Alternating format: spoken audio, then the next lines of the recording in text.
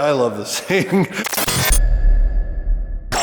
All right, back in beautiful Park City, Utah. It's still wintertime. Hey Ken, I heard you like turbos. Yeah, a little bit. Turbo, turbo, turbo, turbo. Forget about those two for the moment. Twin turbo, and even this thing, turbo. What is this thing? It's a snowmobile. We're going snowmobiling today, so decided to talk a little bit about the turbo on this thing. You want to see it? I'd love to see it, Ken. I think I've seen it, but I don't think everyone else has seen it. Specifically, this is a 2018 Ski-Doo Summit Freeride. So it's pretty much the latest and greatest in backcountry goodness, but it's got one of those. Turbos on sleds is not very common. I mean, it is common on high performance sleds where people like to climb big mountains, but most snowmobiles out there in the world don't have turbos. So it adds what, about 80 horsepower? We're at about 7,000 feet here at the shop. We ride all the way up to about 10,000 feet. A stock Summit 850, Ski-Doo Summit 850 makes about 120, 130 horsepower at 10,000 feet. And this one makes right around 200. And by the way, I love this thing. It's a two-cylinder, two-stroke 850, fun. Ski-Doo makes a great package for the stuff I like to do. You know, the long track, you know, the way that the whole structure and setup of the skis and the geometry, the way that you stand, everything is exceptional. The mechanics of it, flying through powder, flying up a mountain, it is just an absolute joy to drive. But the turbo and turbo noises on it makes it even more fun. Boondocker Sidekick Turbo Kit with gold. But this stuff, we actually added on this shielding here in the race shop that's actually straight from what we use in the race car. And that's the full turbo kit. And this is actually full bolt on, so you can go right to Boondocker. They make a kit specific to the Ski-Doo Summit 850. Takes all the guesswork right out of it. Bolts on, takes place of the stock exhaust silencer and everything else, but actually the exhaust on this one has the option to dump in the stock location. Really straightforward, hasn't given us any trouble, and for the power that it's given us, or given this guy, we like it. I like. All right, so it's cool, we get it, you've got a turbo. We need to hear how this thing sounds.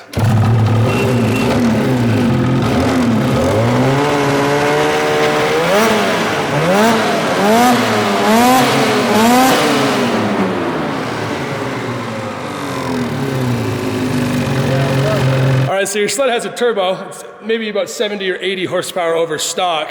What's that equate to when you're actually riding it? Well, when we first put the turbo on and we were doing some tuning of it out on a flat lake bed, GoPro has this really nice feature of telemetry. And by using the timing of the video and the navigation that's built into the GoPro, all that, we were able to figure out that this thing does 0 to 60, I think it was around 3 seconds.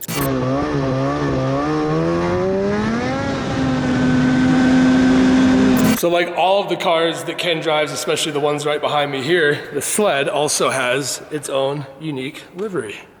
What's the deal with that? Well, I really like the camo that we had on the Raptor tracks, so I wanted to make a new version of that. So we added in some drips and made this livery. Ended up being some very good hoonigan gear, everything from like t-shirts to shorts. And of course, once we made a little livery, we had to make a little video trying out some a burnout on top of a sled deck on top of the F450.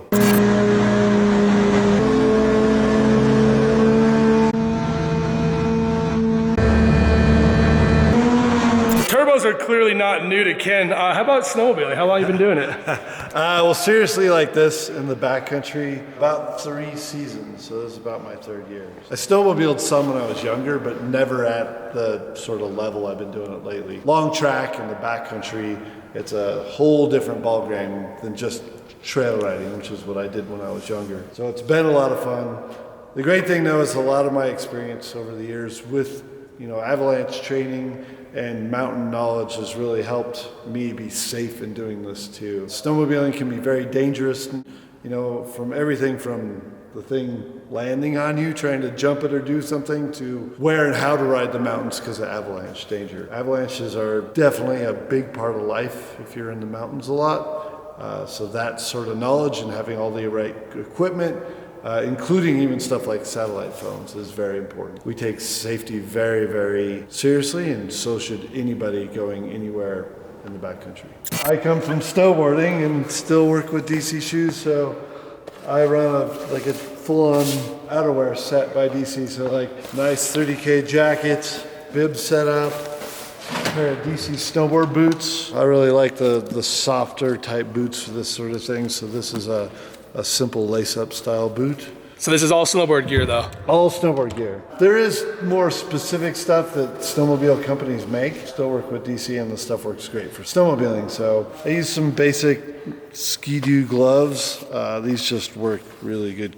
Your hands get very cold snowmobiling, so Ski-Doo makes a good set of gloves. I actually run a full carbon fiber Troy Lee D3 mountain bike helmet. I just block up some of the ventilation. I just really like how light it is and how capable it is. 100%, get some great 100% goggles. They make these specifically for snowmobiling. Has a big nose piece, has great ventilation. On top of that, underneath these pants, I wear some mountain bike knee protection. So a lot of time when you're riding, you're leaning in and putting your knees up against the snowmobile to help control it. And without this, it starts to hurt after a couple hours. So run these to be able to put as much pressure as I want on it without having any sort of pain. Really good set of just basic Troy Lee mountain bike downhill knee pads. And of course, safety equipment. We've got a sat phone, because a lot of times when we're out in the backcountry, there just is no cell service. Yeah, we actually have a good friend though that broke his hip, about 15 miles out in the backcountry last year. They didn't have a sat phone, had no connection. Two guys, and they had to work together to get him back out of the backcountry. It happened at like 5 p.m. They didn't get him back to a main road till 11 p.m. in the dark. So that's why that sort of thing is really critical for being safe out there. And probably the most critical part of safety out in the backcountry is a backpack such as this. So this actually has a built-in airbag. That's the trigger there. How's it work? Can I? No, please don't pull that. So if you pull this, a giant airbag comes out of the top here. So basically surround, your head and around the top of you to create an air pocket and hopefully insulate you from some of the debris coming down with the avalanche. So it's just a very, very important part of avalanche safety. The other most important thing is right here in this pocket, which is an avalanche transceiver. This hopefully will help protect you in the avalanche, and this makes it so that the people that are with you can find you, hopefully dig you out before you suffocate. It not only transmits a signal when you have it on its normal mode, but then you switch it to search if someone else is caught in an avalanche and you go out and search for them. So you have a send mode and a search mode. If someone else is out there that we come across and then there's been an avalanche, we can help use our equipment from the beacon to shovels to, there's my probe, even some first aid equipment. Obviously we have spares of stuff like beanies and gloves. Even this actually turns into... Is that a saw? Yeah. It's a saw.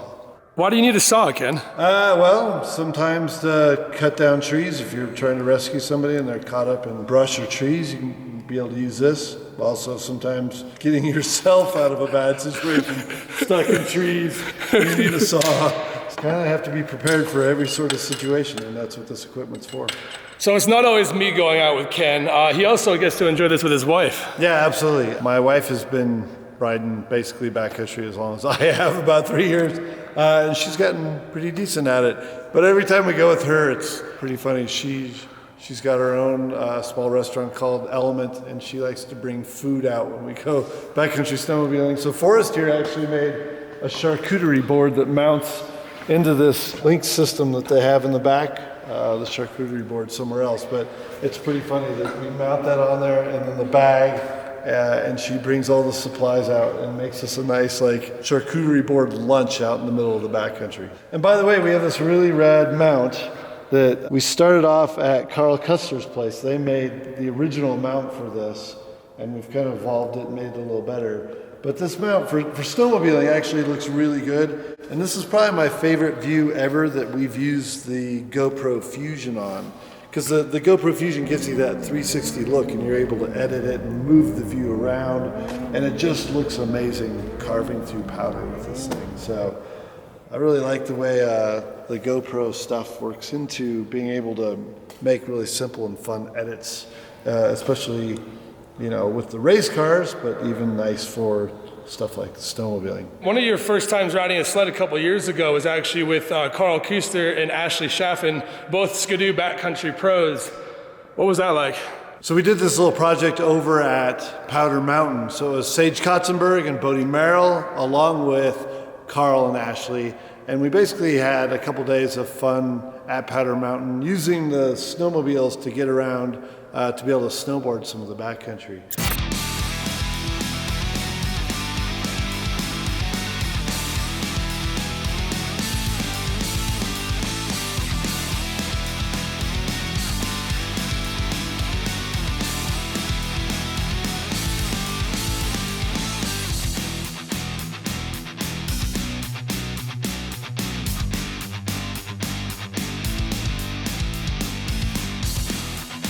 Yeah, so it was 2 years ago. We found this mountain that's very cool out in the Uintas in the backcountry, and it has this notch in it. Thus it's called Notch Mountain. And I was able to climb all the way up into this little saddle. And the sketchy thing about doing stuff like that is actually riding these things downhill. There's brakes, but it won't stop you on a steep downhill. So luckily this particular spot was fairly safe, had a good run out at the bottom. It was just a really fun climb.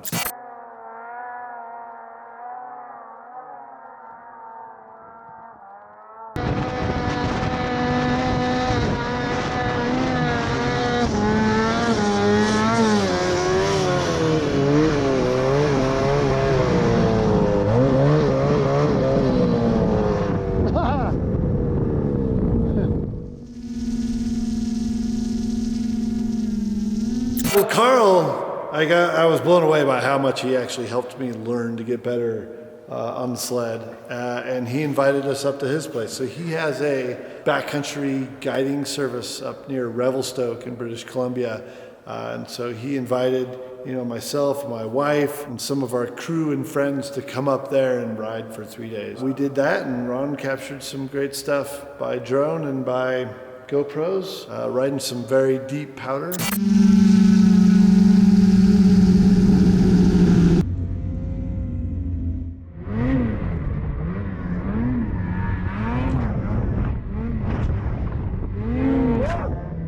Because we had such a great time at Powder Mountain with the sleds, and they were so great to work with, I went back there with Wolfgang last year to shoot some stuff with our dogs.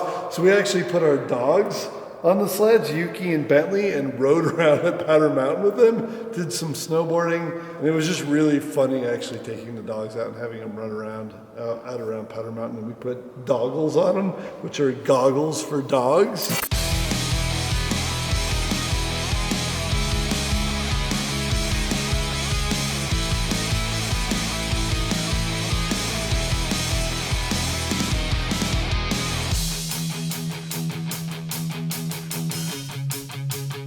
Took us a while to get the dogs to get used to them and to wear them. Lots of treats were used in the making of that video, but that was really fun to do. We'd never taken the dogs on the snowmobiles, and they seemed really scared in the beginning about it, but then once they got used to it and figured out it was quite fun, they enjoyed it. So Ken, you got a cool sled. We love it. It's great. How do you move it? Well, the easiest way for us to get these things around is on top of an F450. Yeah, there's an F450. So we put what we call a sled deck on top of there, and it has a ramp, and you ride the sleds up and onto the ramp.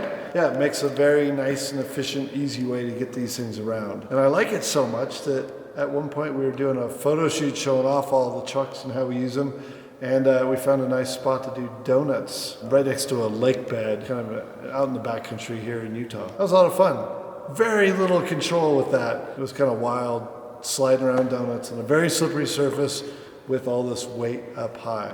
So cut to that video.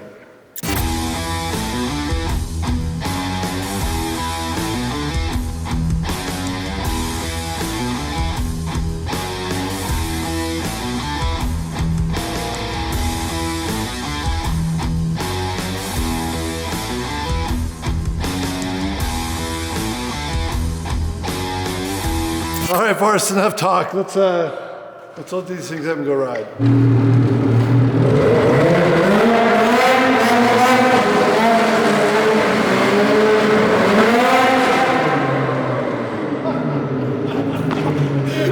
Oh, it looks so good!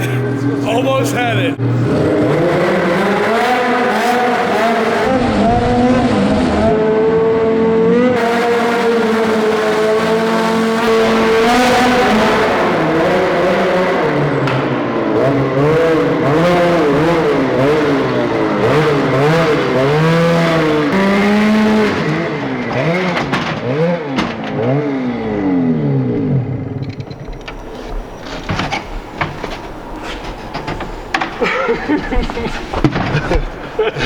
That'll work.